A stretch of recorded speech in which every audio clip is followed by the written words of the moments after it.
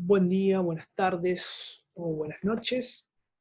Ahora damos comienzo a otro de los modelos de crecimiento económico que estamos viendo en el curso.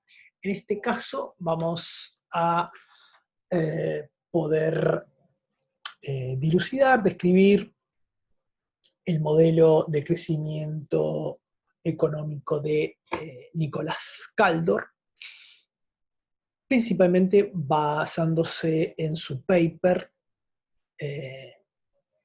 que vamos a estar también detallando cada uno de los otras alternativas de distribución de la renta que el propio Kaldor postula. El primer modelo es el modelo ricardiano, de distribución de la renta y crecimiento económico. El segundo es el marxista. El tercero es el neoclásico. Y por último el keynesiano, que es el de propio Kaldor. ¿Sí?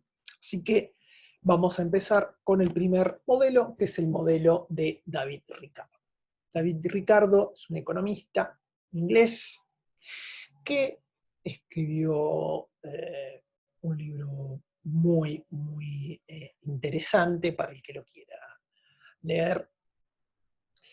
Y lo que aquí Kaldor, en este caso en su paper,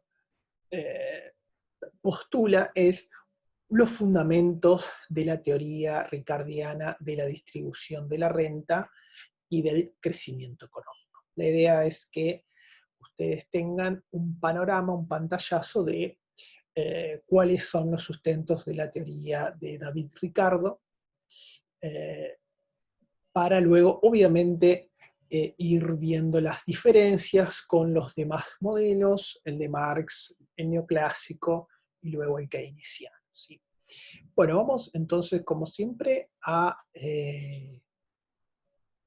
ver los supuestos del modelo de David Ricardo. En primer lugar, Ricardo postula que la economía tiene dos sectores económicos, el sector agropecuario y el sector industrial. Importante, sí que en este modelo hay una libre movilidad del capital, lo que implica que efectivamente la tasa de ganancia en ambas ramas industriales tiene que ser igual. Caso contrario, si una rama industrial tiene una mayor tasa de ganancia, entonces los capitales van a desinvertirse en la industria donde la tasa de ganancia es baja y habrá una sobreexpansión o sobreinversión de capital en aquella industria donde la tasa de ganancia es más alta, hasta que ambas tasas de ganancia se igualen. Esto es muy importante. Otro de los supuestos que establece David Ricardo, y uno de los más importantes de todos, es que opera la llamada ley de los rendimientos decrecientes.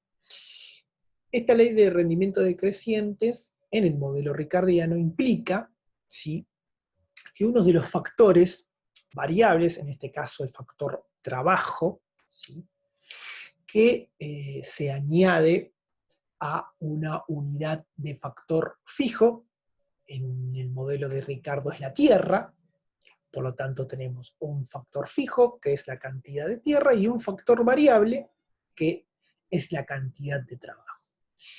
Y la ley de rendimientos decreciente lo que dice es lo siguiente, que a medida que añadimos una unidad adicional del factor variable, en este caso trabajo, la cantidad producida por esta última unidad de factor variable añadida será menor que la unidad adicional añadida del trabajador anterior. Es decir, que a medida que a un factor fijo, que es tierra, se va añadiendo más cantidad de trabajadores, la cantidad producida por el último trabajador es menor que la cantidad producida por el anterior. Vamos a hacer un ejemplo, ¿no? Si trabaja una persona en una tierra y por hora produce 10 unidades de trigo y añado una segunda persona a esa misma parcela, esa segunda persona, en lugar de producir 10 unidades de trigo por hora, producirá 9 unidades de trigo por hora. Y si añado una tercera persona a trabajar en esa única parcela, que es fija, esa tercera persona, en vez de producir 9 unidades por hora de trigo, va a producir 8 unidades. Y así sucesivamente a medida que incremente la cantidad de factor variable sobre un factor fijo. Esto es muy importante porque es una ley que opera, ¿sí?, sobre una determinada cantidad de factor fijo. Bien. Otro de los supuestos, entonces, que la producción total, en este caso, en el modelo ricardiano, es una unidad de maíz, ¿sí?, ya que se produce en el sector agropecuario una única unidad, ¿sí? Pero bueno, eso es un supuesto simplificador del modelo ricardiano.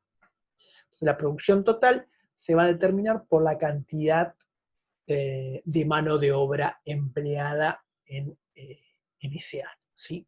Por lo tanto, es una relación directa entre cantidad de mano de obra y el producto. La renta, para entender bien, la renta es el porcentaje del producto o del ingreso que va a quedar en manos del terrateniente, que es el que aporta el factor tierra a la producción agropecuaria, ¿sí? Siempre el análisis del modelo ricardiano se hace sobre el sector agropecuario y no sobre el sector industrial. Importante aclarar. Entonces la renta es el porcentaje del ingreso que se queda el terrateniente por aportar este factor productivo, ¿sí? Y se va a calcular como la diferencia entre el producto promedio, la producción promedio, y el producto marginal. El producto promedio es la cantidad total producida dividida la cantidad, obviamente, de trabajadores involucrados. Q como cantidad total dividido L cantidad de trabajadores, ¿sí? Un promedio. Mientras que la productividad marginal es calculada, como habíamos dicho recién, en función de la cantidad de unidades que añadió a la producción el último trabajador añadido a la producción, ¿sí? Esa es la diferencia entre ambos productos, es el valor de la renta. Otro supuesto importante, y que lo diferencia de la teoría neoclásica, es que el producto marginal, ¿sí?, no va a ser igual al salario del trabajador, ¿sí?, sino que el producto marginal va a ser igual a la suma del total del fondo salarial o el total de los salarios pagados en esa economía más el total de los beneficios de los capitalistas, ¿sí? Porque ese es el punto en el cual el precio marginal es igual a estas dos magnitudes, porque en ese punto los empresarios o los capitalistas no van a tener ningún tipo de incentivos a incrementar la cantidad producida o la cantidad contratada, porque la tasa de beneficios ya es igual a cero. Es decir, no tiene ningún tipo de incentivos para seguir aumentando la producción o contratando trabajadores. Por lo tanto, y esto es muy importante también, entre otros supuestos, que los salarios se determinan de manera exógena, es decir, que no está determinada dentro del modelo de Ricardo. No tiene nada que ver el salario con la oferta y la demanda de trabajo, ¿no? Sino que es un monto en cantidad de unidades físicas, ¿sí? Por eso es un monto en términos reales, es decir, en capacidad de compra, y que ese valor es constante a lo largo del tiempo, en el largo plazo, ¿sí? En el largo plazo, más o menos, se mantiene en un mismo nivel. Por lo tanto, está absolutamente fuera de las fluctuaciones del producto. Los beneficios, es decir, la ganancia de los capitalistas, va a ser el residuo, entonces, entre los salarios y la renta, ¿sí? No hay hagamos una corrección, dice el producto marginal, pero es y la renta, ¿sí? Básicamente por eso se llama el residuo es lo que queda, ¿sí? Una vez que el empresario o el capitalista pagó el sueldo o el fondo salarial, también se llaman los sueldos a los trabajadores, y le pagó a los terratenientes la renta por el alquiler, de alguna manera, de la tierra, ¿sí? Así que los beneficios son básicamente un residuo, lo que queda luego de haber descontado estos dos gastos. Y la tasa de beneficios, que se calcula básicamente con la ganancia del empresario dividido el capital invertido, y el capital invertido en sí son los fondos que adelanta el empresario a la mano de obra, ¿sí? Que son los salarios. Por tanto, la tasa beneficios-salarios, digamos, sobre el capital empleado, que es básicamente el fondo salarial. Entonces es importante entender estos supuestos. Entonces ahora vamos a la dinámica del modelo. Como pueden observar, ¿sí? Aquí en este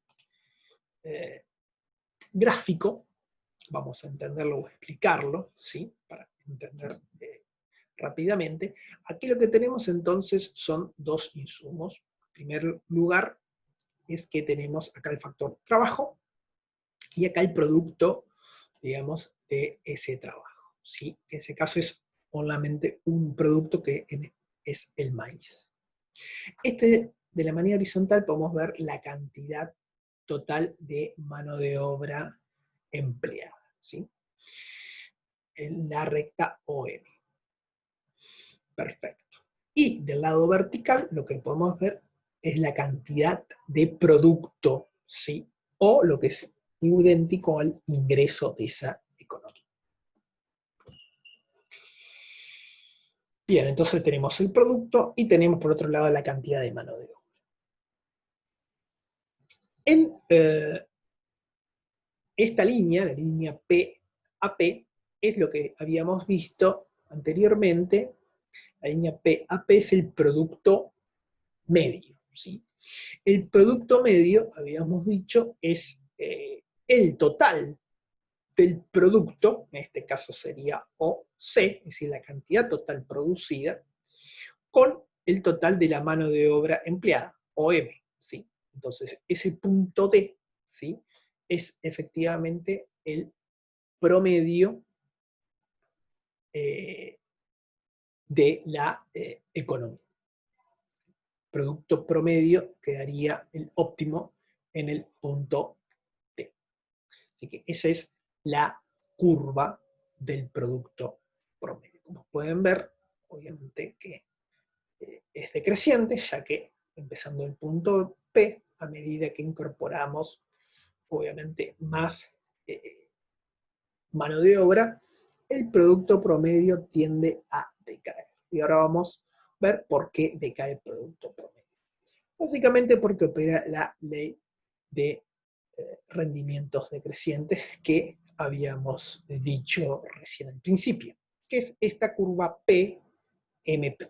Esta es la curva de la productividad marginal decreciente, y lo que nos está diciendo efectivamente que recuerden que la productividad marginal decreciente sí opera sobre un factor fijo, como habíamos dicho, que es el factor tierra, y que es a medida que añadimos más cantidad de trabajo. Así que si nosotros empezamos con un valor 0, ¿sí?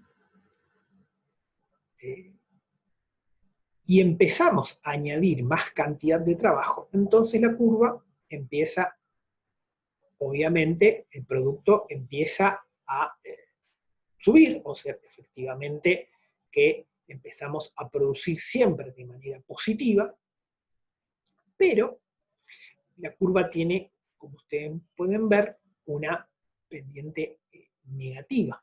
Por lo tanto, tener pendiente negativa nos está diciendo que siempre es decreciente. Siempre va a caer la cantidad de producto que va a añadir el último trabajador, ¿sí? Por eso que a medida que nos desplazamos hacia la derecha, la curva cae diciendo que cada vez es menor el producto por unidad de trabajador. Este punto, efectivamente, es el punto, llega al punto A donde se emplea la totalidad de la mano de obra, OM, ¿sí? Y ese punto A es el punto óptimo en el cual, como ustedes pueden observar, ahora sí vamos a ver, la tasa de beneficios es igual a 0. O no se puede, digamos, añadir más trabajadores, ya que la tasa sería negativa, ¿sí?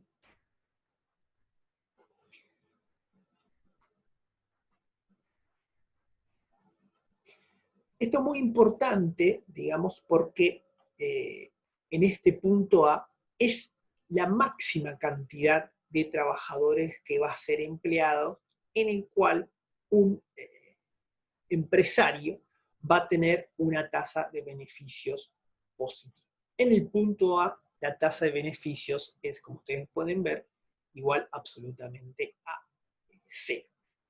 Por lo tanto, no hay ningún incentivo para el empresario de incrementar la producción.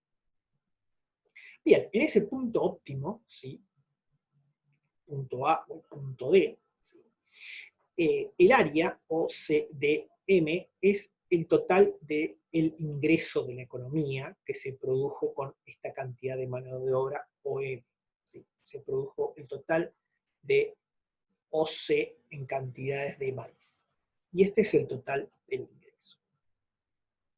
Bien, el primer rectángulo OWKM es el porcentaje de los salarios dentro del total de los ingresos producidos en la economía.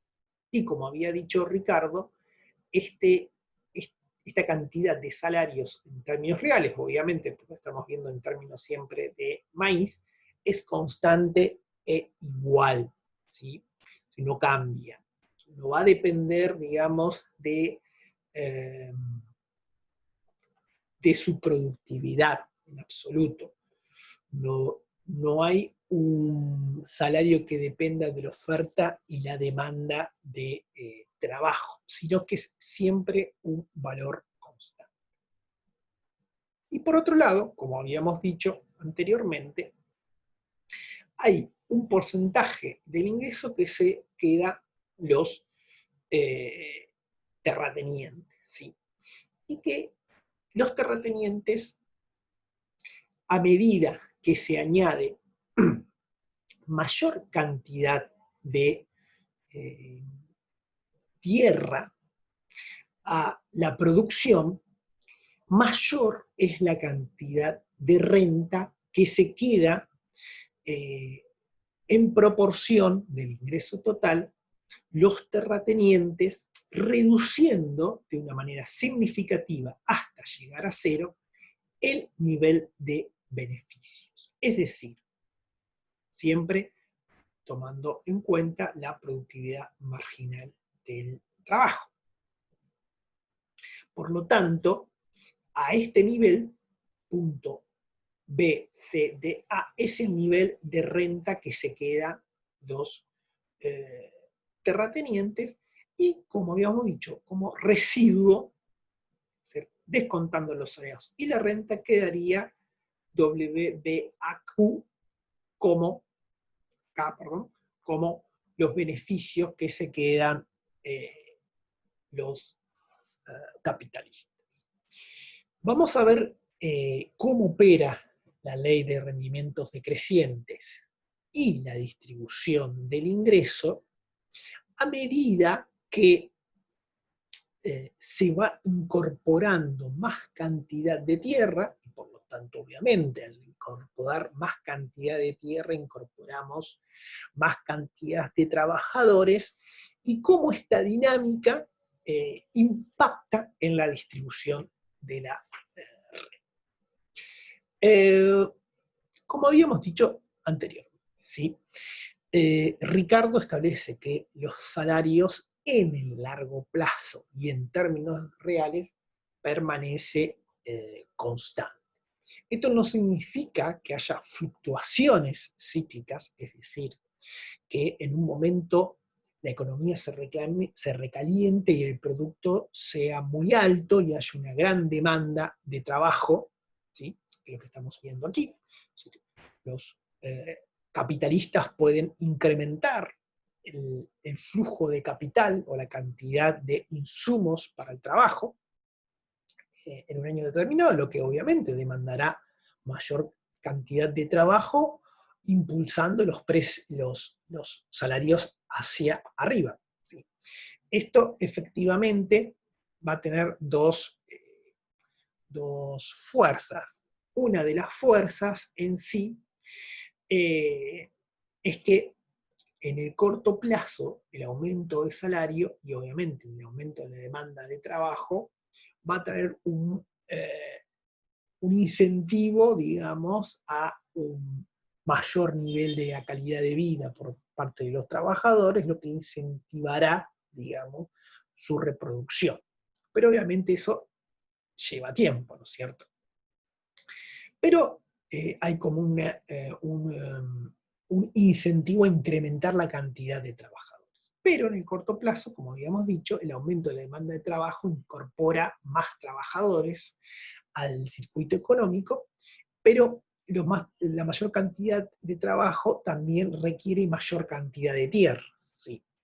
Ahora, ¿qué pasa? Las tierras que se empiezan a incorporar en esta expansión de la economía son tierras con una menor productividad. Es decir, la propia tierra que se incorpora no tiene la misma productividad que la tierra anterior. No tiene que ver la ley de los rendimientos decrecientes con un problema de los trabajadores, y esto es muy importante entenderlo. No es que el rendimiento, entendido como la capacidad de los trabajadores, disminuye a medida que incorporamos más trabajadores. No es ese el problema, sino el problema es del factor, de alguna manera llámenle capital, que es la tierra. ¿Sí? Las nuevas tierras que se incorporan no son tan fértiles como las tierras originales o las primeras tierras. Entonces, a medida que incorporamos tierra, y obviamente al incorporar tierra tenemos que incorporar trabajadores, ¿sí? El rendimiento o el producto, ¿sí?, marginal de ese trabajador y de esa tierra, está claro, porque es un producto que sale de esa tierra, es decreciente, es cada vez menor, ¿sí? Pero como hay un incremento de alguna manera en la demanda de trabajo, expansión de la economía, se requiere más producción, ¿sí? Y al tener más producción, obviamente se van incorporando nuevas tierras. Pero lo que está retrasando o lo que va a retraer es que, en primer lugar, estas nuevas tierras sí va a traer, en primer lugar, mayores costos, principalmente porque se están pagando mayores salarios, como habíamos dicho recién, ¿sí? Por lo tanto, se incrementan los costos, ¿sí?, de esa economía, principalmente de los costos marginales, que empiezan a ser mucho más caros, ¿sí? Pero hay una gran diferencia, ¿sí? La única manera que operen que estas tierras puedan incrementarse o entrar en producción solo puede ocurrir siempre y cuando la tasa de beneficio sea positiva. Y obviamente que esas tierras, por más que sean muy costosas, se incorporaron porque hay una tasa de beneficio positiva. Si no, es imposible, ¿no es cierto? Ningún empresario va a incorporar y producir en tierras muy poco productivas y no va a tener una ganancia. Por lo tanto, en ese caso extraordinario que estamos viendo de expansión, el precio del maíz, de alguna manera, debería haber subido mucho más que en el estado original. Esto hace que efectivamente haya una rentabilidad extraordinaria devenida de aquellas tierras con mayor productividad, ¿sí? Porque efectivamente ahora están recibiendo un mayor precio, ¿sí?, que el anterior, con cantidades muy superiores que aquellas tierras eh, menos productivas, ¿sí? Entonces, eh, la cantidad de renta que se apropian los terratenientes es proporcionalmente mayor que los beneficios que se apropia el capitalista. ¿Qué está recibiendo? Por un lado, tiene que destinar más renta, y por otro lado, le subieron los costos. Y ahora ustedes lo pueden ver en este en este gráfico para ver entonces la dinámica de la distribución de la renta, en este caso, cuando se expande la economía. Aquí es algo bastante parecido, donde podemos ver de manera horizontal, ahora en vez de ver la cantidad de trabajo, vemos la cantidad de tierras que se añaden al proceso económico, empezando en T sub 0, digamos, cero cantidad de tierra, T sub 1 sería mayor cantidad de tierra, y en el eje vertical lo que vemos es el precio del producto, pero también vemos los costos, los beneficios y la renta. R es la renta, y son los beneficios, C son los costos. Entonces, empecemos, digamos, con un nivel mínimo o por un precio P sub 0. Entonces, imagínense que el precio del maíz está en P sub 0, y obviamente que en P sub 0 hay que decidir cuánto es la cantidad de tierra que se va a añadir para producir en ese nivel. Si estamos en este precio, obviamente que en ese precio tiene que haber, como todo, una rentabilidad para el empresario, porque es el empresario el que adelanta los fondos salariales, los insumos a los trabajadores, el que organiza la producción. Por lo tanto, si vamos horizontalmente en la línea, vemos que aquí, efectivamente, en este precio, hay rentabilidad, que es este triángulo blanco, ¿sí?, es la rentabilidad que tiene o los beneficios que tiene el empresario. Por lo tanto, va a seguir añadiendo, fíjense, en tierra, siempre y cuando el beneficio sea positivo. A medida que nos vamos a la derecha, como pueden observarse, el beneficio empieza a decrecer.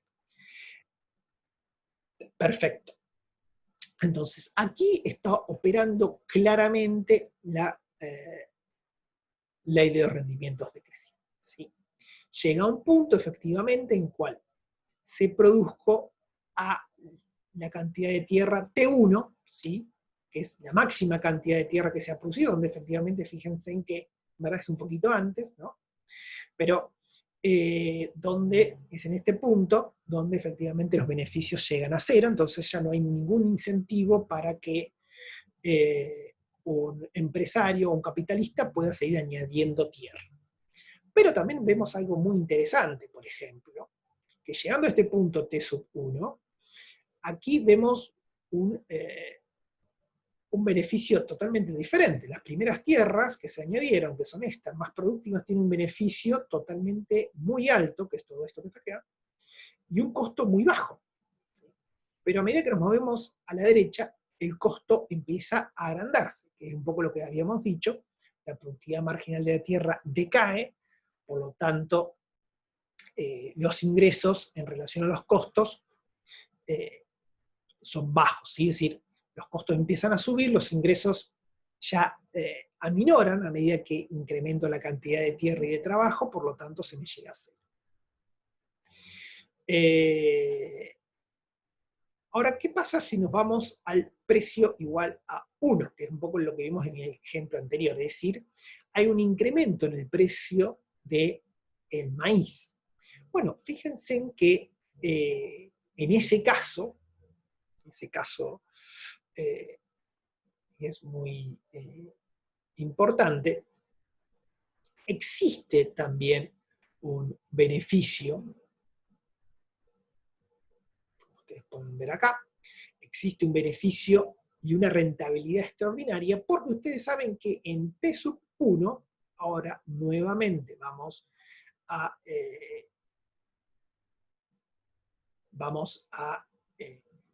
seguir de manera horizontal, se va, como ustedes saben, a producir en este punto máximo, ¿no? Porque efectivamente en este punto, ¿no?, donde se intercepta la parte horizontal con el beneficio llega a cero y se van a incorporar nuevas tierras de manera horizontal hasta llegar a este punto. Pero en este punto, como ustedes pueden ver, hay un diferencial extraordinario y una rentabilidad, una renta al sector terrateniente que está dada por este triángulo, y solamente lo pueden de alguna manera disfrutar los terratenientes que van hasta T sub 1. ¿Sí? Luego, a partir de allí, ¿sí?, la renta diferencial desaparece y los beneficios en este punto se hacen cero. A medida, obviamente, que el precio es más alto, nosotros no podemos seguir incorporando tierra, pero como ustedes pueden ver en el triángulo azul, los costos se van yendo cada vez más altos, y esto es particularmente real porque habíamos dicho que operan la ley de los rendimientos decrecientes. Incorporo más tierra en el eje horizontal, estas tierras suelen ser cada vez menos productivas, por lo tanto, mis costos, ¿sí?, relativos suelen ser mucho más altos. Por ejemplo, en P sub 2, fíjense en que seguimos incorporando, ¿sí?, seguimos incorporando cada vez más tierra, nos fuimos de T sub 1 a T sub 2, y la renta, fíjense ahora la renta en P sub 2, que se quedan los terratenientes, que es todo este triángulo entero, toda esta franja de la renta total, ¿sí?, producida, se la quedan ahora los terratenientes, y por lo tanto, el beneficio, ¿sí?, o la tasa de beneficios de los capitalistas empieza a reducirse. Es decir, a medida que aumenta el precio y el producto, que también está aumentando, obviamente aquí, fíjense, los costos, cuando aumentan los costos significa que está aumentando la demanda de trabajo y hay más trabajadores en esa economía. Sin embargo, la tasa de beneficios, si bien sigue siendo positiva, está cada vez reduciéndose más, y todo lo contrario está pasando con la renta de los terratenientes, que a medida que sube el precio y aumenta la cantidad de tierra, ¿sí?, disponible, es decir, que nos estamos yendo a la derecha, entonces la rentabilidad extraordinaria de las tierras más fértiles es mucho mayor que las menos fértiles. Por ejemplo, fíjense en T sub 2, la renta diferencial en T sub 2 es 0, ¿sí? Como pueden ver bien aquí, pero fíjense en T sub 1 es todo esta franja, toda esta es la rentabilidad que tiene T sub 1 en P sub 2. Es realmente gigante la cantidad de renta que recibe, fíjense, teniendo en cuenta cuáles son sus costos. Los costos son este triangulito, y los beneficios, fíjense, en que siguen siendo los anteriores, pero la renta es cada vez mayor. Es decir, las tierras más fértiles, a medida que el precio sube y se van incorporando a la derecha más cantidad de tierra, la rentabilidad, si nos vamos a P sub 3, fíjense, cada vez es mayor la renta que tienen las parcelas más productivas. Lo mismo podemos pensar en T sub 2, ¿sí? Si estamos en P sub 3, entonces fíjense en que toda la renta que se quedan los terratenientes está dado por este triángulo inmenso, pero en relación a la tasa de beneficios, ¿sí? Que es esta franjita que está aquí, cada vez es menor. Entonces lo que nos está diciendo un poco la teoría de distribución de Ricardo, y en el contexto me lo dice, ¿sí? Es que efectivamente hay cada vez un menor incentivo, de alguna manera, a incorporar, ¿sí? Tierra menos productiva, teniendo en cuenta que haciendo eso, la tasa de beneficios, de alguna manera, de los empresarios se va a reducir, y si se reduce la tasa de beneficios en el sector agropecuario, efectivamente va a tener que también reducirse en el sector industrial, teniendo en cuenta que ambas, ¿sí?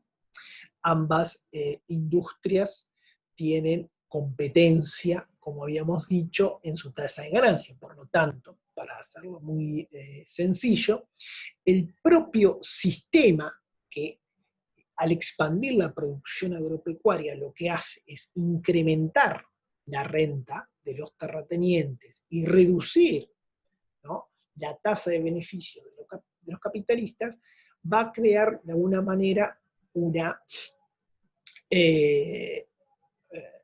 su propio sistema va a crear una depresión, teniendo en cuenta que los empresarios capitalistas del sector agropecuario van a querer sacar, obviamente, su capital del sector agropecuario para llevarlo al sector industrial, donde efectivamente van a tratar de obtener una mayor tasa de ganancia, ¿no? Entonces, obviamente que realizar eso lo que van a hacer es efectivamente reducir la producción agropecuaria.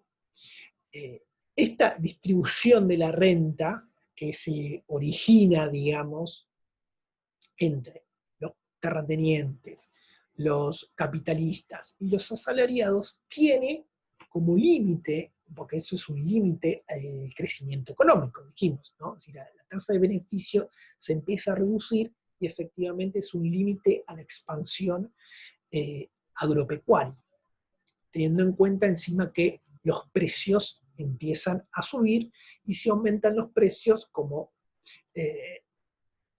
los salarios de los trabajadores están en términos reales, también aumentan efectivamente los salarios, porque están en términos reales. Por lo tanto, se están subiendo los costos fuertemente a los capitalistas, y por otro lado, ¿sí?, en lugar de recibir un mayor ingreso los capitalistas, en verdad lo que están haciendo es redistribuir la renta, como estamos viendo recién en el P sub 3, toda esta renta se lo están quedando el sector de los terratenientes, como observamos, ¿sí?, como observamos aquí. Fíjense, si estábamos en P sub 1, fíjense en este triángulo en relación a esta tasa de beneficio. Está claro que en P sub 1 la tasa de beneficios de los capitalistas es muy superior al de los terratenientes. Entonces la expansión de la economía termina siendo beneficiosa para los terratenientes, pero totalmente perjudicial para el capitalista, que es el que efectivamente realiza el proceso de crecimiento económico y de expansión, ¿sí? Es decir, el crecimiento del producto lo realiza el capitalista, que como puede observarse aquí, tiene una tasa de beneficios muy importante, pero lamentablemente a medida que se van incorporando más tierras y aumenta el proceso productivo, o sea, aumenta el crecimiento económico y el producto, relativamente la tasa de beneficios en relación a sus costos, fíjense en cómo el triángulo es terriblemente mucho más grande, la superficie del triángulo azul en T sub 2, es muchísimo más grande relativamente a la franja, ¿sí? En T sub 2, a la franja de, del beneficio de los capitalistas. Se va achicando cada vez la tasa de ganancia y lo que va subiendo efectivamente, como pueden observar, es la proporción de la renta que se queda en los terratenientes. Bien, ¿esto por qué opera? Principalmente opera porque en Inglaterra, en ese contexto, estaba el mercado de granos monopolizado de alguna manera por los propios chacareros ingleses, es decir, estaba totalmente prohibida la importación de granos externos. Y entonces era de alguna manera un monopolio, pero sujeto a la ley de rendimientos decrecientes que impedía un crecimiento de la economía bajo estas condiciones. Bien, esto es todo por el modelo ricardiano, donde explica cómo se distribuye los salarios, los beneficios y la renta a los terratenientes en un contexto de crecimiento de la economía y donde opera la ley de los rendimientos decrecientes. Dentro de esa economía, importante recalcar que era una economía con un comercio exterior cerrado a la importación de granos, que obviamente podría haber suplido, digamos, con importación, el incremento de la producción para que estas tierras menos productivas no se expandan y reduzca entonces la tasa de beneficios. Bien, vamos ahora entonces a la segunda, que es la teoría marxista. La teoría marxista, obviamente la teoría de Marx, de crecimiento económico y distribución de la renta, Marx en ese sentido no pone atención en la ley de los rendimientos decrecientes, ¿sí? Y tampoco hace esta distinción que hace Ricardo entre renta y beneficios, ¿sí? Entonces va a haber básicamente una clase de trabajadores que se queda con el fondo salarial o la participación de los salarios en el ingreso, y otra clase capitalista que se queda con los beneficios, ¿sí? No hay esta distinción entre terratenientes y empresarios. Básicamente porque también Marx está hablando de una economía industrial, mientras que Ricardo pone el énfasis en una economía agropecuaria. Sí, es verdad que hay movilidad en la tasa de beneficios, pero la que termina operando esa tasa de beneficios real va a ser el sector agropecuario. Bien, los beneficios, entonces, para Marx, son iguales, digamos, al producto por trabajador, o sea, el ingreso, ¿no?, que produce ese trabajador menos su costo, ¿sí? Básicamente hay una diferencia que él habla entre esa diferencia entre el ingreso que produce ese trabajador menos su costo, es el beneficio que se queda el empresario. Entonces la dinámica marxista de crecimiento tiene que ver con esta plusvalía, de alguna manera, o este beneficio que deviene de quedarse o apropiarse, digamos, de ese diferencial entre lo que produce el trabajador y su costo. Un supuesto muy importante en la teoría marxista es la famosa reserva de trabajo, ¿sí?, que de alguna manera Marx plantea como que el propio sistema capitalista produce siempre y en todo momento una enorme cantidad de reserva de trabajo o de alguna manera una sobreoferta de trabajadores, ¿sí? Es decir, siempre hay una cantidad suficiente de trabajadores para deprimir el salario de los mismos. Por lo tanto, es muy complejo que en el largo plazo opere un incremento del salario de los trabajadores o, lo que es lo mismo, un incremento en la participación de los salarios en la economía, ¿sí?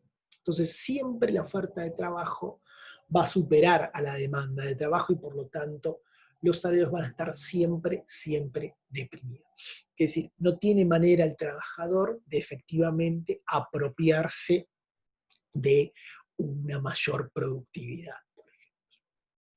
Entonces, de alguna manera, también, obviamente, en Marx existe la situación de crisis y que de alguna manera los capitalistas le empiezan a suplir con una mayor inversión en capital, ¿sí?, fijo en desmedro del capital variable, principalmente por la dinámica de acumulación de capital. Es decir, cuando hay una acumulación de capital, está claro que se eleva mucho más rápidamente la demanda de trabajo sobre la oferta, entonces en el corto plazo, como también Ricardo lo hacía prever en su modelo, es decir, de manera cíclica o en el corto plazo, los salarios pueden incrementarse por encima de su nivel de largo plazo y por lo tanto los costos, obviamente, de los empresarios suben y van a caer la tasa de beneficios. Entonces, al caer la tasa de beneficios, el capitalismo va a enfrentar una crisis porque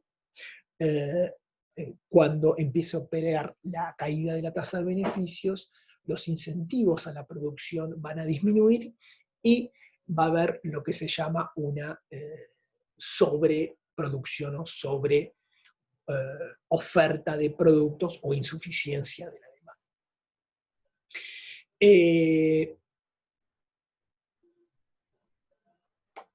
En este sentido, ¿sí?, Ricardo tiene un supuesto muy importante, que es que la acumulación de capital siempre va a existir mientras la tasa de beneficios esté siempre por encima de algún umbral o algún mínimo, ¿sí?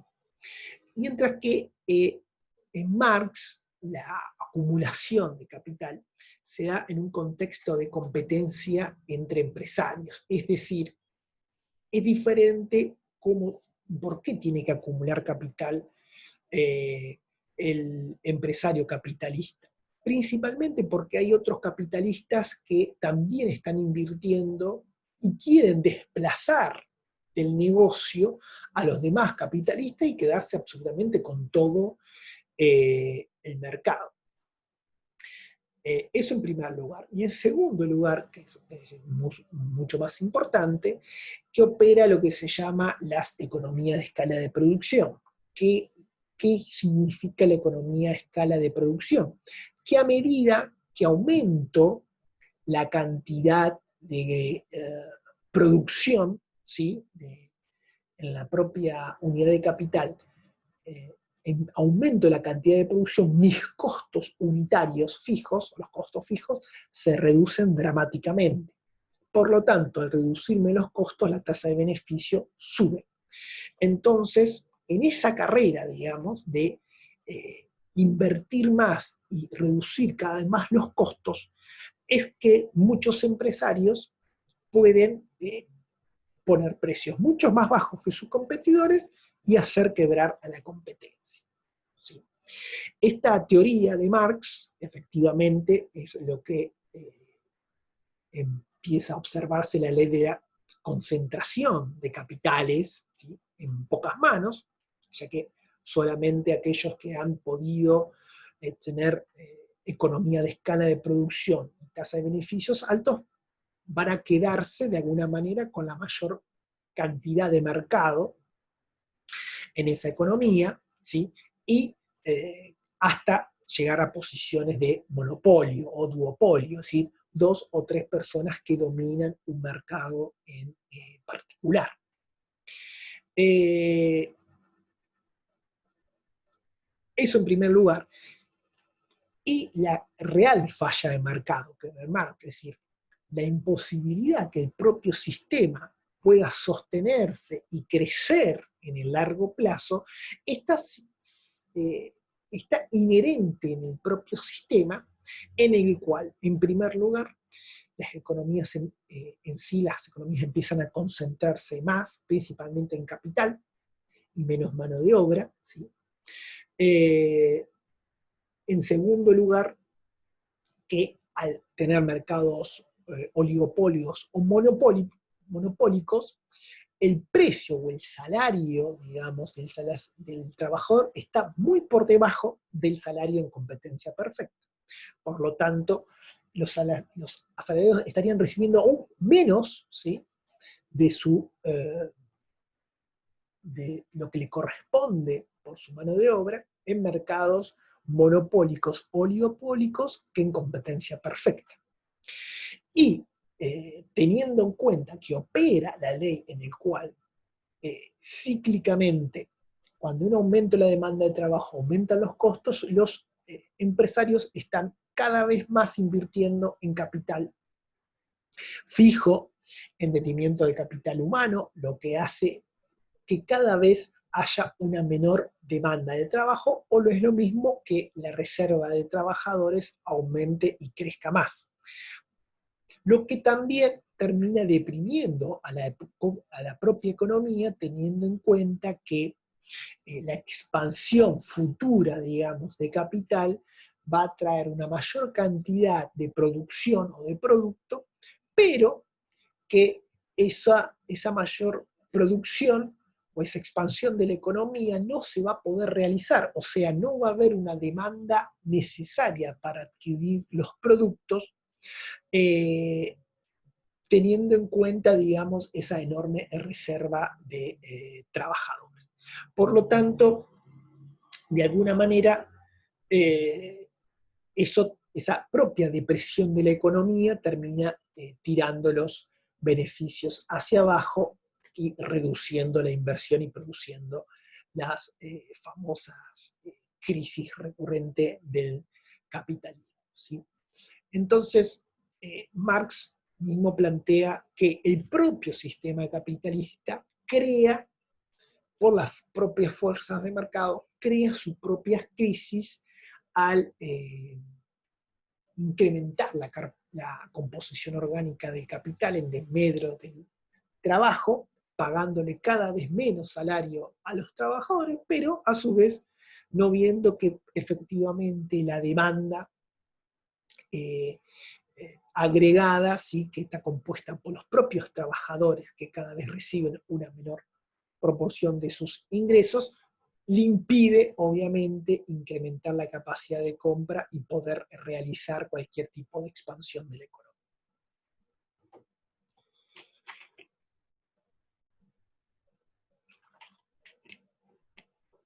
Bien, vamos entonces, antes de entrar al modelo keynesiano de Kaldor, a hacer un último repaso de las diferencias con los neoclásicos, ¿sí? Bueno, aquí hay que entender dos cosas. Los neoclásicos son los también llamados los marginalistas, ¿sí? Los marginalistas, de alguna manera, lo que hicieron fue expandir o generalizar la sustitución de todos los factores de producción. Es decir, los marginalistas plantearon la posibilidad de que en la función de producción pueda haber sustituibilidad perfecta entre capital, trabajo y mano de obra, ¿sí? Que todos los factores productivos son sustitutos perfectos entre sí, mientras que Ricardo lo hacía, esa sustitución, pero de manera limitada, o sea, solamente había sustitución entre trabajadores y tierra, ¿no? Es decir, tenía un limitante cuando operaba esta sustitución, mientras que los marginalistas lo hicieron para el capital, para la tierra, para el trabajo, ¿sí? Entonces pudieron generalizar, digamos, la sustitución de todos los factores. Eso en primer lugar. En segundo lugar, mientras Ricardo explica el excedente, sí que gana un factor fijo por esta diferencia que habíamos dicho entre el producto medio y el producto marginal de un factor, que en este caso era el trabajo. Los marginalistas en sí mismos, ¿sí? Desvincularon ese excedente a esa diferencia, ¿sí? Y vincularon, de alguna manera, la teoría de, que relaciona el producto marginal de un factor variable con el precio, ¿sí? En condiciones de competencia perfecta. ¿Esto qué significa? Que los marginalistas tomaron la teoría de la productividad marginal, ¿sí? De un factor determinado, que en este caso puede ser la tierra, puede ser el capital, o puede ser el trabajo, y efectivamente le pusieron un precio, es decir, cuál es el valor de ese factor variable en función de su productividad marginal. Mientras recuerden que en Ricardo, ¿sí? No operaba esa remuneración. Por ejemplo, la tierra, el factor tierra, o sea, la renta, que es la remuneración de la tierra, operaba efectivamente por la productividad marginal, pero no tenía relación con esta, ¿no? Teniendo en cuenta que las tierras más aptas o más productivas tenían una renta totalmente diferencial de las menos productivas, ¿sí? O en el caso de los trabajadores, está claro, ¿no? Los fondos o los salarios que se pagan a los trabajadores estaba totalmente determinado de manera exógena y no tenía absolutamente nada que ver con su productividad marginal. Mientras que los marginalistas sí empiezan a vincular, por ejemplo, en el salario de los trabajadores, empiezan a vincular la productividad marginal del trabajo con el salario, de tal manera que es establecida de esa manera el salario de los trabajadores. El salario es establecido a través de su productividad marginal, ¿sí? Y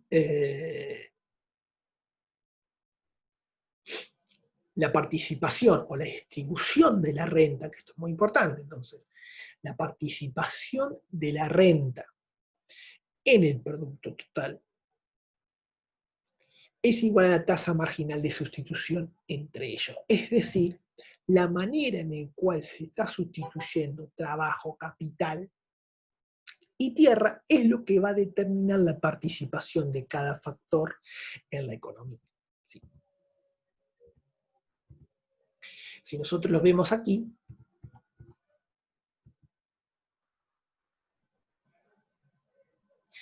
y queremos ver en el caso del factor trabajo, que emplea la cantidad OM, ¿sí?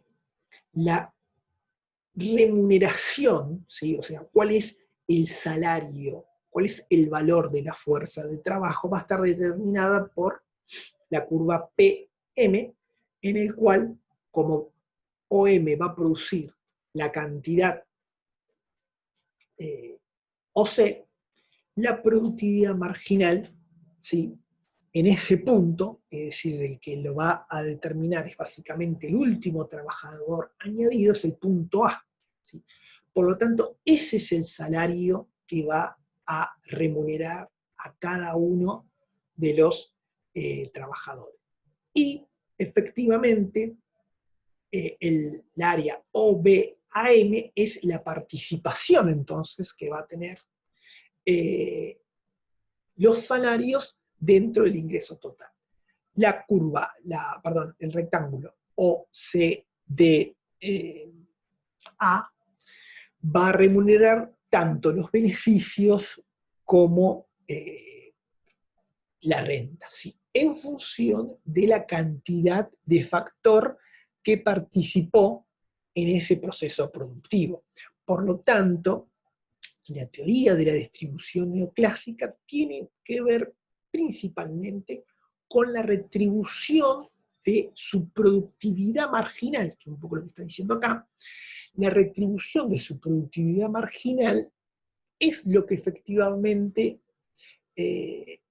va a contribuir al producto total, pero al fin y al cabo es el ingreso de ese factor, ¿sí? Entonces hay de alguna manera una competencia entre la cantidad de tierra que se va a involucrar en el proceso productivo, medido por su productividad marginal. La cantidad de capital que se va a dedicar a ese proceso productivo va a estar determinada por su productividad marginal de capital. Y la cantidad de trabajo que se va a involucrar en el proceso productivo va a estar determinado por su productividad marginal. Entonces, el empresario en verdad lo que hace es una combinación entre la productividad marginal de cada uno de estos factores de tal manera de maximizar, obviamente, su tasa de beneficios. Cuando determina cuánta cantidad de capital, cuánta cantidad de trabajo y cuánta cantidad de tierra involucra en el proceso productivo, lo que está haciendo es determinando, ¿sí?, indirectamente y de acuerdo a la productividad marginal de cada uno de ellos, la remuneración que va a tener cada uno de esos factores y obviamente de manera indirecta la distribución de la renta de cada uno de los factores, ¿sí?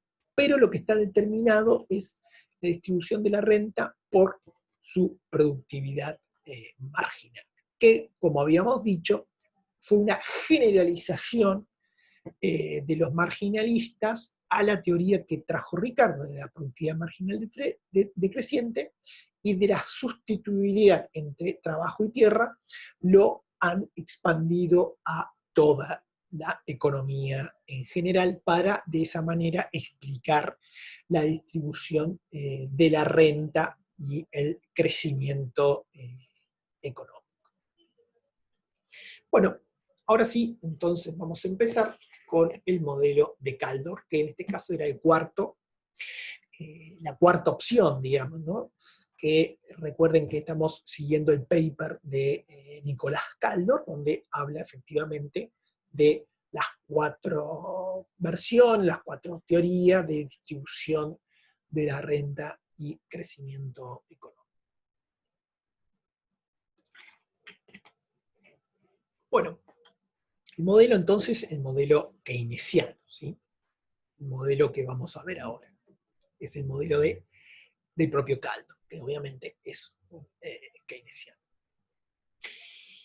Bueno, en esta economía, ahora le voy a dedicar mucho más tiempo, porque es el más importante. Esta economía es una economía donde existen 2 clases sociales, los capitalistas y los asalariados, ¿sí?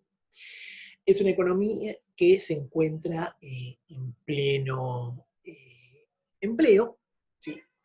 Cada, obviamente, clase social tiene un ingreso y, como tiene un ingreso, consume y ahorra, ¿sí? Por lo tanto, tiene lo que llama una propensión marginal a ahorrar, que es la letra S. Este es el signo de la propensión marginal, es una propensión marginal a ahorrar, o lo que también es conocido como una tasa de ahorro, ¿sí? Por cada unidad de ingreso que tiene cada clase social, destinará un porcentaje a ahorrar y otro porcentaje a consumir, ¿sí?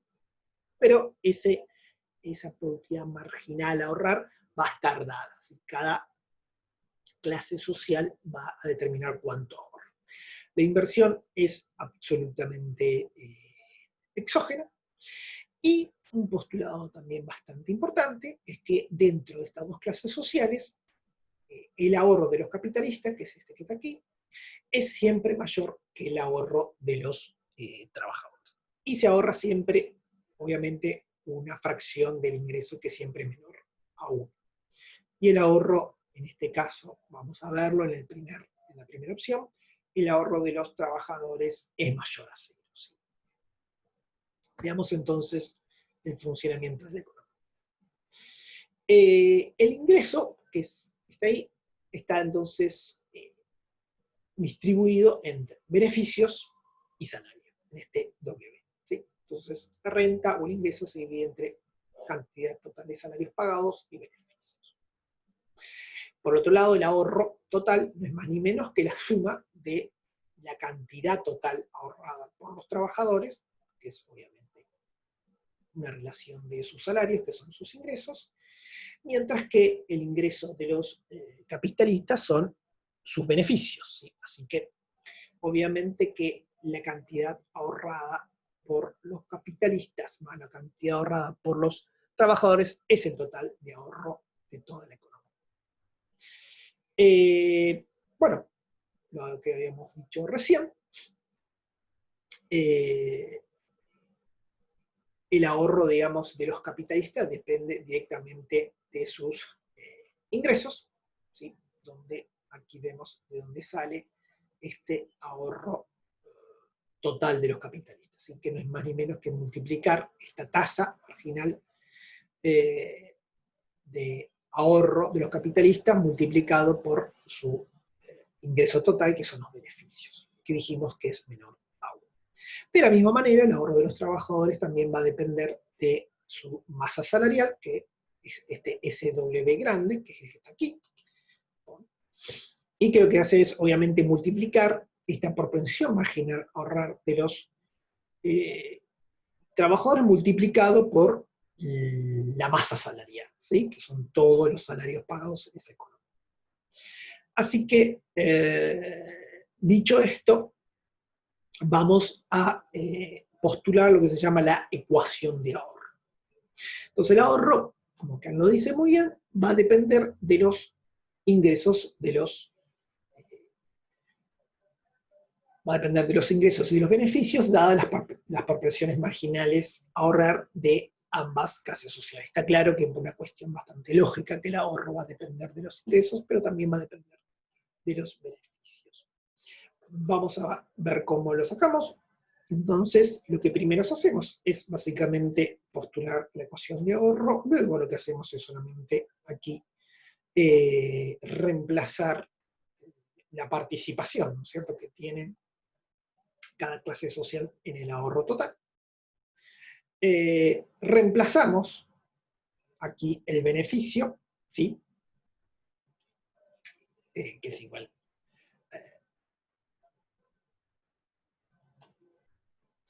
Y hacemos, aquí reemplazamos, perdón, ¿no? Aquí reemplazamos, este es esto que está acá, y lo que reemplazamos aquí es la masa salarial, que no es más ni menos diferencia entre el ingreso menos los beneficios, y sacamos, acá hacemos distribuir, ¿no? Distributivo. Distribuimos uno y otro. Distribuimos acá y asociamos entonces, por un lado, las propensiones marginales ahorrar de ambas clases, y de este lado entonces lo que nos queda es el ingreso y la propensión marginal ahorrar de los trabajadores, multiplicado por los beneficios. ¿Sí? Así que un poco lo que habíamos dicho recién, el ahorro va a depender de los ingresos, ¿sí?, y de los beneficios, dada obviamente las proporciones marginales a ahorrar de cada clase social. Recuerden que esto que está aquí adentro y esto acá es un valor que siempre está fijo, ¿sí?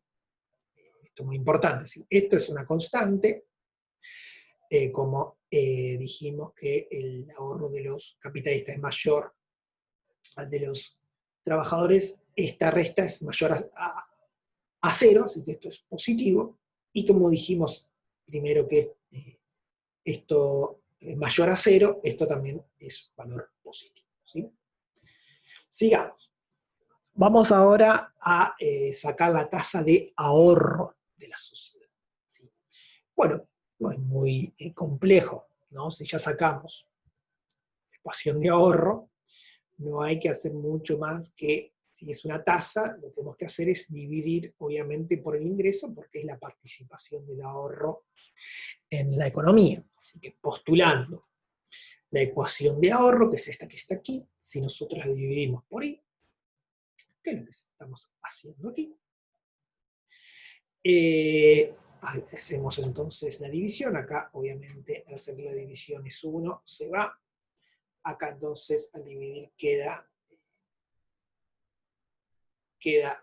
la participación de los beneficios en el ingreso. Esta es la tasa de ahorro, perfecto. Y lo que hacemos luego es multiplicar por, en ambas ecuaciones, lo multiplicamos por K sub I, ¿sí? Que estamos haciendo aquí. O sea, esto que está acá es más ni menos que esto. O sea, lo que hacemos solamente es multiplicar por K sub I en ambos miembros de la ecuación, ¿sí? Pero acá no, es muy importante porque necesitamos detenernos aquí, ¿sí? Al hacer esta operación matemática, tenemos dos nuevos, digamos, ítems, dos nuevos variables en la economía que tenemos que detener. En primer lugar, ¿sí? B sub K, ¿sí?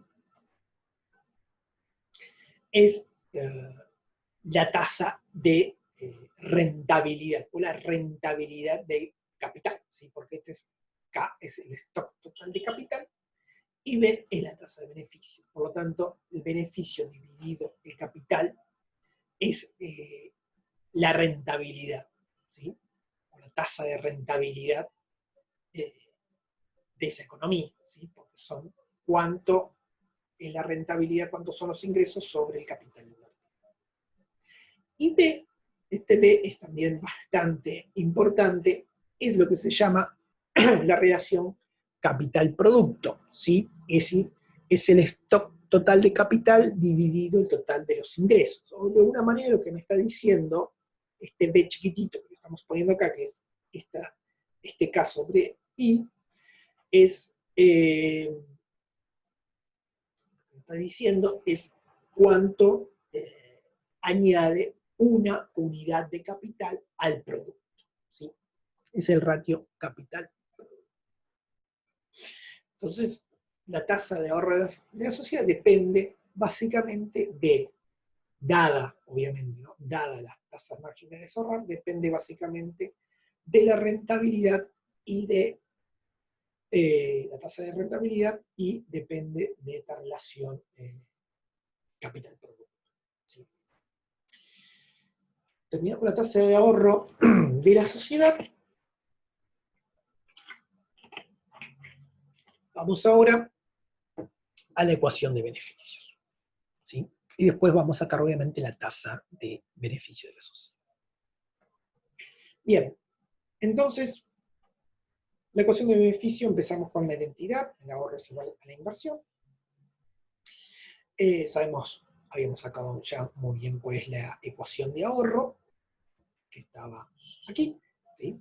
Así que lo que hacemos es traer la ecuación de ahorro, que la insertamos, y como nosotros queremos es la ecuación de beneficios, o sea, nosotros queremos despejar B aquí, ¿sí? Así que lo que hacemos es pasar primero obviamente esto aquí restando, y luego pasamos todo esto dividiendo y haciendo distributiva. Operando matemáticamente nos queda lo siguiente, que nos dice la ecuación de beneficios nuevamente, ¿sí? Dado la proporción marginal a ahorrar, que ya están dadas, depende positivamente del nivel de inversión.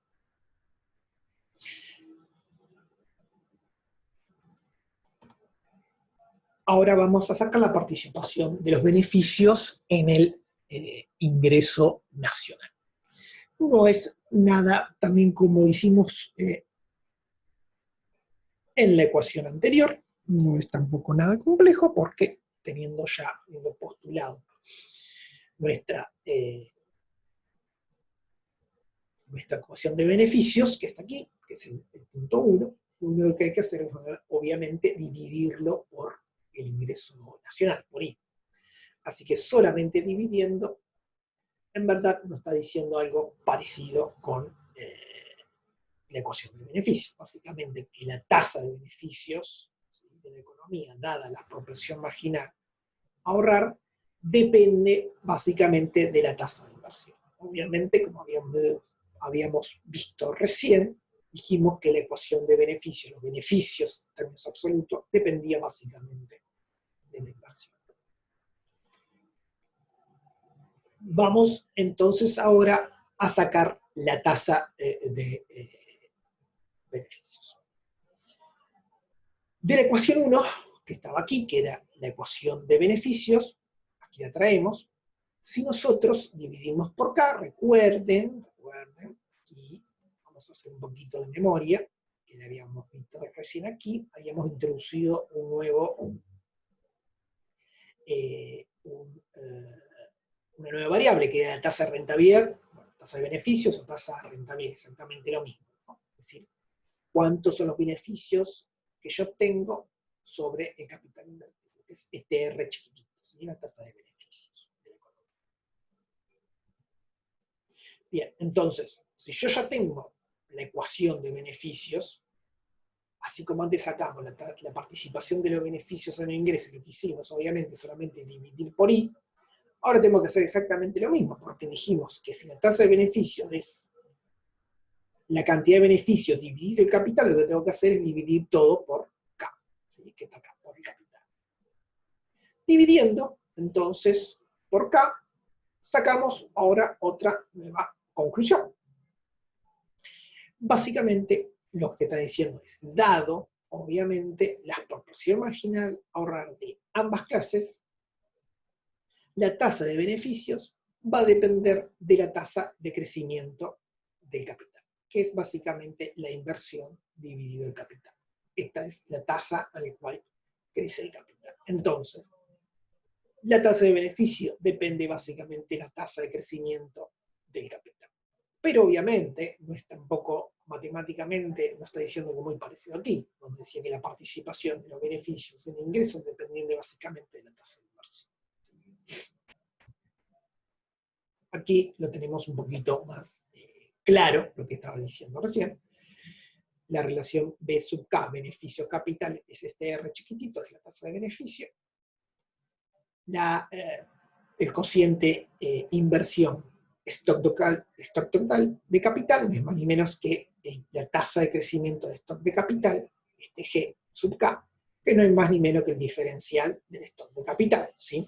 La inversión neta, es la adición de una unidad adicional del stock de capital en la economía, ¿sí? Entonces, lo que yo invierto es lo que yo añado en stock de capital, que es un poco lo que está acá arriba.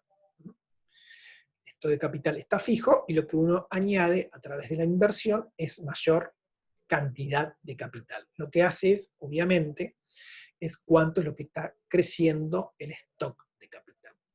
Y después habíamos dicho que hay lo que se llama la relación capital-producto, o acá es al revés, producto-capital, ¿sí? Obviamente que es exactamente lo mismo si lo damos vuelta, si lo dividimos por 1, que nos está diciendo cuánto unidad de producto añade una unidad adicional de stock de capital. Bueno, vamos entonces al crecimiento económico, que vamos a ver de dónde sale entonces la noción de crecimiento económico.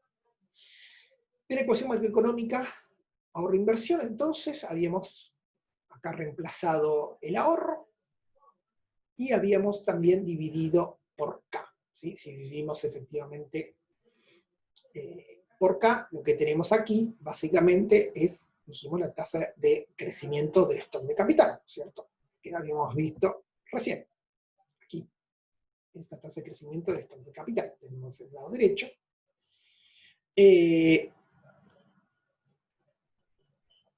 lado izquierdo, obviamente, también aplicamos, al aplicar 1 dividido K, nos queda esto.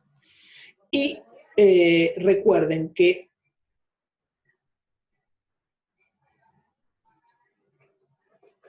perdón, aquí hay un error, sí, esto no es I, esto es I, ¿sí? No es inversión, importante.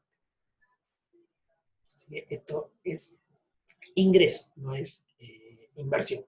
Por eso que ingreso dividido capital es este tita, ¿sí? Que es esto lo que está aquí. Así que esto es ingreso. Por lo tanto, nos queda tita de este lado, que dijimos que es la relación capital-producto. Y aquí recuerden que, acá lo vamos a ver más fácil, es R, ¿no? Que es la tasa de beneficios. Así que nos queda bastante, bastante simple. Y sub K dijimos que es la tasa de crecimiento del capital. Entonces, si nosotros invertimos de alguna manera, o hacemos esto, lo dividimos, tita lo hacemos al revés, digamos, ¿no? 1 sobre B, porque está dada vuelta, ¿no? Recuerden que esto está dado vuelta. Si nosotros lo damos vuelta, la relación capital-producto es recíproco de la relación capital-producto, producto-capital es recíproco de la relación capital-producto, por lo tanto, si nosotros dividimos todo, nos va a quedar exactamente lo mismo, ¿sí? Nos va a quedar lo siguiente, solamente haciendo esta operación matemática para invertir, en vez de ser la relación producto-capital, queremos que la relación sea capital-producto. Entonces nos va a quedar la siguiente ecuación. ¿Sí? Es una operación matemática, nada más no va a cambiar las conclusiones. Nos dice que efectivamente, obviamente, dado aquí, recuerden que todo esto es un valor positivo, esta es la tasa de ahorro de los trabajadores, que siempre va a ser menor, obviamente, a la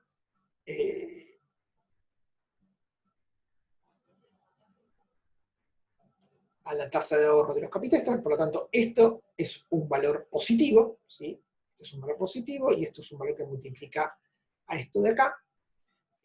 Por lo tanto, si todo esto lo llamamos S sub R, R ¿por qué? Porque este es el ahorro, ¿sí? Esta es la tasa, ¿sí? de beneficios, y si esto lo cancelamos, obviamente, que esto es una suma, ¿no? Por lo tanto, obviamente que B solo puede cancelarse aquí, pero no aquí, por lo tanto, B siempre va a subsistir, pero de este lado de la ecuación solo va a quedar R sub B, ¿sí? Perdón, R, entonces nos va a quedar debajo B, y arriba obviamente nos va a quedar S, obviamente que está representando el ahorro tanto de los trabajadores como de los capitalistas, y R, que obviamente está representando la relación capital-producto. Entonces, tenemos el crecimiento económico, ¿sí? De este lado izquierdo tenemos el incremento en el stock de capital, que es la única manera que puede hacer crecer el producto, ¿sí? Porque tenemos una relación capital-producto, que dijimos, o producto-capital, ¿no? Tita o 1 sobre B. ¿No? Lo habíamos visto acá, aquí, B, ¿sí? Que nos está diciendo que a medida que yo añado más capital, aumento mi ingreso. Por lo tanto, el crecimiento económico está directamente relacionado con este B. La única manera que tiene la economía de crecer es añadiendo mayor cantidad de capital, porque me dice que más capital es más ingreso por este coeficiente, ¿sí? Que efectivamente me está diciendo cuánto voy a aumentar mi producto cuando añado más capital. Así que la única manera que crezca la economía es incrementando el stock de capital, que es lo que queremos saber.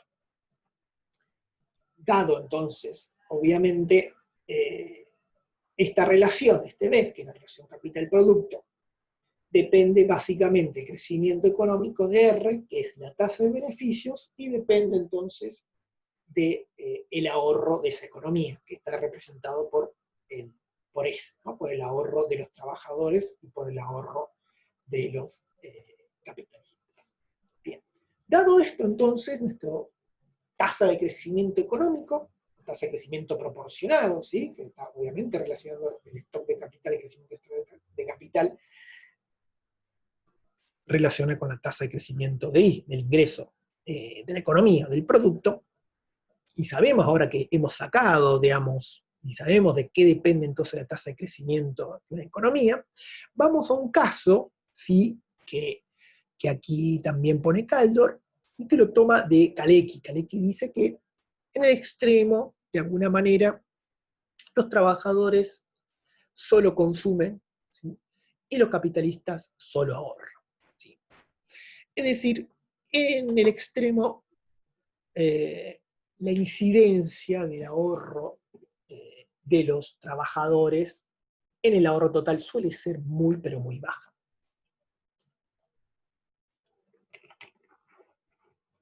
Tal es así que puede suponerse que los trabajadores no ahorran, solo consumen. ¿Sí? Perfecto. Entonces, en este caso, pues eso se llama caso límite, vamos a ver cuáles son las conclusiones que sacamos recién, o sea, que están aquí, cuando hacemos cero el ahorro de los trabajadores. ¿Sí? Vamos a hacer cero aquí y vamos a hacer cero aquí. Y vamos a ver qué pasa. Bien, entonces reemplazamos básicamente el ahorro de los trabajadores por cero. Entonces, primero, si queremos ver el beneficio, ¿sí? En 1, si queremos ver el beneficio, este va por aquí. ¿Sí? Fíjense que si hacemos eso, es 0 aquí, esto se va, y si hacemos 0 acá, solo queda esto de acá. ¿No? Un poco lo que está aquí.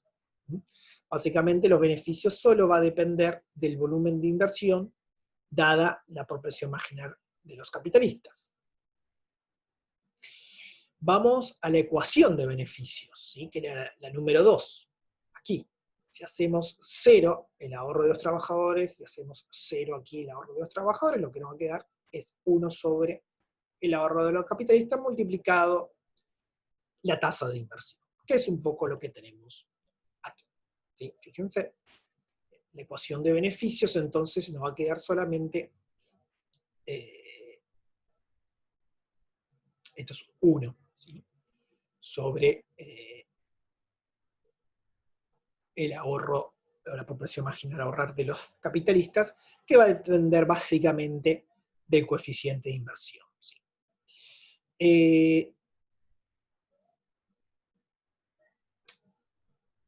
Y de la ecuación de beneficios, recuerden, de la ecuación de beneficios, que era esta que está aquí, también, si hacemos 0 aquí, esto se va absolutamente todo, y esto también se va acá, así que básicamente lo que tenemos es 1 dividido la proporción marginal a ahorrar de los capitalistas, multiplicado básicamente por la tasa de crecimiento del stock de capital, que es básicamente lo que tenemos aquí. Fíjense. Si reemplazamos, recuerden que la tasa de beneficios era R, y dijimos que la tasa del crecimiento de stock de capital era G sub K, esto es 1, ¿sí? Entonces obviamente nos queda en el numerador la tasa de crecimiento del stock de capital dividido la proporción marginal a ahorrar de los capitalistas, pero como está dada, ¿no es cierto?, la proporción marginal a ahorrar de los capitalistas, básicamente lo que nos dice que la ecuación de beneficios, los beneficios va a depender, la tasa de beneficios, depende del crecimiento del stock de capital. Y básicamente es la conclusión o la famosa ecuación de Cambridge, ¿sí? Que es esta que estaba aquí. La ecuación de Cambridge lo que nos está diciendo básicamente es lo siguiente. Si nosotros queremos sacar la tasa de crecimiento económico, nos dice que efectivamente va a depender de la tasa de beneficios, ¿sí? Dado obviamente la proporción marginal a ahorrar de los capitalistas. Entonces, nuestra tasa de crecimiento, la tasa de crecimiento económico o incremento en el stock de capital depende de la tasa de beneficios. Más beneficios implica un incremento en el stock de capital y en el crecimiento económico. Obviamente, dado la proporción marginal ahorrar de los capitalistas. Y así entonces, Kaldor propone que básicamente, así se lo conoce a esta ecuación de Cambridge, Kaldor propone que el crecimiento económico está liderado por las ganancias de la economía. También este modelo se lo conoce como modelo de Profit-Led Group, o crecimiento liderado por los beneficios, ¿sí? Es un modelo bastante expandido por la mayoría, ¿no? O una gran cantidad también de economistas, que en este caso no necesariamente son neoclásicos, sino son keynesianos, digamos, donde abogan por una tasa de beneficios mayor, permite una mayor acumulación de capital, y esa mayor acumulación de capital implica un mayor grado de crecimiento económico y de los ingresos, ¿sí? Donde efectivamente aquí siempre se hace en un contexto de pleno empleo, donde la oferta es igual a la demanda, donde no hay, digamos, una manera de insuficiencia de demanda, no hay equilibrio de la economía en pleno empleo, donde en este supuesto de caso extremo, el ahorro de los trabajadores no tiene incidencia. Pero, en las conclusiones del caso límite, ¿no?, de la ecuación de Cambridge, pero aún así, sin suponer, en el supuesto en el cual nosotros no queremos incorporar que los trabajadores no ahorran, efectivamente las conclusiones no cambian, porque dada la propensión marginal a ahorrar de los trabajadores y de los capitalistas, efectivamente, y dada obviamente, ¿no?, la relación capital-producto, también nos está diciendo exactamente la misma conclusión, pero ahora restándole, o dándole, perdón, más importancia obviamente al ahorro de los trabajadores. Dependen en este sentido de la tasa de beneficios, ¿sí? Entonces, las conclusiones no son disímiles si nosotros relajamos el supuesto, digamos, de ahorro de los trabajadores haciéndolo igual a cero. Las conclusiones son, como ustedes pueden ver en la ecuación, exactamente las mismas.